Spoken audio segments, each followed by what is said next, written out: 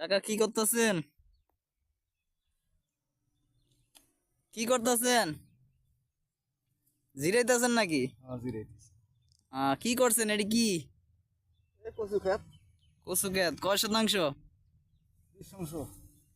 20 শতাংশ। কত টাকা গেছে খরচ?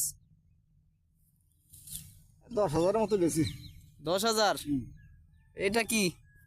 মরিচ। এটা কয় শতাংশ? ওই রকমই। 20 শতাংশ। এটা কত গেছে খরচ? তাকে 15,000। 15,000। এখন কি বাজার খারাপ নাকি? বাজার খারাপ। এখন কি করবেন?